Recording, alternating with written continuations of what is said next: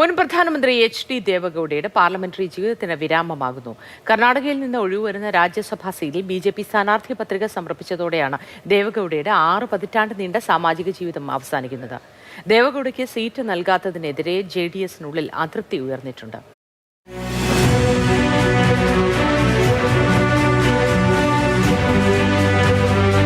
ഒരു തവണ പ്രധാനമന്ത്രി, ഒരു തവണ കർണാടക മുഖ്യമന്ത്രി, 7 തവണ MLA, 6 തവണ ലോക്സഭാ MP, 2 തവണ രാജ്യസഭാ MP, 6 പതിറ്റാണ്ട് കാലത്തോളം പാർലമെൻ്ററി രംഗത്ത് നിറഞ്ഞു നിന്ന കർണാടക രാജ്യത്തിന് സമ്മാനിച്ച എച്ച്.ഡി. ദേവഗൌഡ എന്ന അതികായൻ പാർലമെൻ്ററി രംഗത്ത് നിന്ന് വിട പറയുകയാണ്.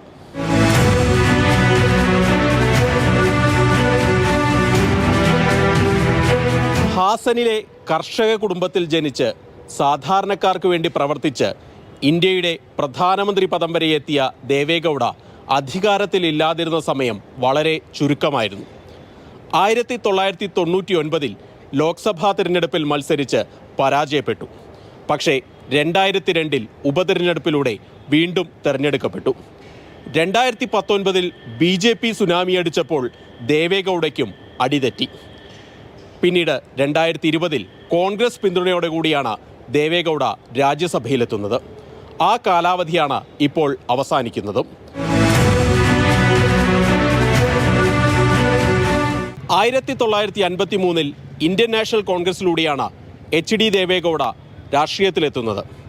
പക്ഷേ 62 വരെ മാത്രമേ ആ ബന്ധം നീണ്ടുനിന്നുള്ളൂ. തുടർന്ന് സ്വതന്ത്രനായി ഹൊളെ നരസിപുരയിൽ നിന്ന് തുടർച്ചയായ വിജയം. ജനതാ പാർട്ടിയിൽ ദേവഗൌഡ എത്തുന്നു. R.K. ഹെഗ്ഡെ സർക്കാരിൽ കർണാടകയിൽ മന്ത്രിയായി. പിന്നീട് തുടർച്ചയായി കർണാടക രാഷ്ട്രീയം നിയന്ത്രിച്ചിരുന്നത് ദേവഗൌഡയായിരുന്നു. VP സിംഗ് പ്രധാനമന്ത്രിയാകുമ്പോൾ ജനതാദളിന്റെ ഭാഗമായിരുന്നു ദേവഗൌഡ.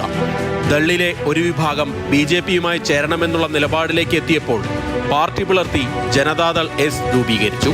തുടർന്ന് 94 നിയമസഭാ തെരഞ്ഞെടുപ്പിൽ പാർട്ടിയെ അധികാരത്തിലെത്തിക്കുന്നതിൽ നിർണായക പങ്കുവഹിച്ചു. മുഖ്യമന്ത്രിയായി. 96 ആർക്കും ഭൂരിപക്ഷമില്ലാതെ വന്നപ്പോൾ കോൺഗ്രസ് പിന്തുണയോടെ പ്രധാനമന്ത്രിയായി. കേവലം 1 വർഷം മാത്രമായിരുന്നു അദ്ദേഹത്തിന് പ്രധാനമന്ത്രി പദത്തിൽ ഇരിക്കാനായത്. 2004 നടന്ന തിരഞ്ഞെടുപ്പിൽ JDS 58 സീറ്റ് നേടി കർണാടകയിൽ വൻ മുന്നേറ്റം നടത്തി. കോൺഗ്രസിന്റെ പിന്തുണയോടെ അധികാരത്തിലെത്തുകയും ചെയ്തു. എന്നാൽ മകൻ H.D. കുമാരസ്വാമിയെ മുഖ്യമന്ത്രിയാക്കാനുള്ള നീക്കം സിദ്ധരാമയ്യ ഉൾപ്പെടെയുള്ള നേതാക്കളെ കോൺഗ്രസിലേക്ക് എത്തിച്ചു. 2006 BJP പിന്തുണയോടെ കുമാരസ്വാമി മുഖ്യമന്ത്രിയായി. ഇത് ദേവഗൌഡയുടെ മതേതര മുഖത്തിന് തിരിച്ചടിയായി. പിന്നീട് ഇങ്ങോട്ട് ദേവഗൌഡയുടെ രാഷ്ട്രീയ ജീവിതത്തിന്റെ ഗ്രാഫ് ഉയർന്നും താഴ്ന്നും പോയി. ദേവഗൌഡ ഉൾപ്പെടെ 4 പേരുടെ രാജ്യസഭാ കാലാവധിയാണ് നിലവിൽ അവസാനിക്കുന്നത്. നിലവിലെ അംഗബലമനുസരിച്ച് NDAക്ക് 1 സീറ്റിൽ മാത്രമേ ജയിക്കാനാകൂ. ഈ സീറ്റിലേക്ക് വിദ്യാഭ്യാസ പ്രവർത്തകനും ഹുബ്ബള്ളിയിൽ നിന്നുള്ള BJP നേതാവുമായ പ്രൊഫസർ M. നാഗരാജ് നാമനിർദ്ദേശ പത്രിക നൽകി. 93 പിന്നിട്ട ദേവഗൌഡയുടെ അനാരോഗ്യമാണ് സീറ്റ് നിഷേധിക്കാൻ കാരണമായി പറയുന്നത്. കർണാടകയുടെ അഭിമാനമായ ദേവഗൌഡയെ സീറ്റ് നൽകാതെ BJP അവഹേളിച്ചുവെന്നാണ് കോൺഗ്രസിന്റെ പ്രതികരണം. സംസ്ഥാന തലത്തിൽ സീറ്റ് സംബന്ധിച്ച ചർച്ചകൾ നടന്നിട്ടില്ല എന്ന് BJP സംസ്ഥാന നേതൃത്വവും പ്രതികരിക്കുന്നു. ദേവഗൌഡയ്ക്ക് സീറ്റ് നൽകാത്തതിൽ വലിയ അമർഷം JDSനുള്ളിലുണ്ട്. പക്ഷേ ഒരു സ്ഥാനാർത്ഥിയെ നിർത്തി ജയിപ്പിച്ചെടുക്കാനുള്ള അംഗബലമില്ലാത്തതിനാൽ ഒരു മാസ് കാണിക്കാനുള്ള അവസ്ഥയിലല്ല ദേവഗൌഡയും JDSും. ബംഗളൂരുവിൽ നിന്നും KB ശ്രീധരൻ, മാതൃഭൂമി ന്യൂസ്.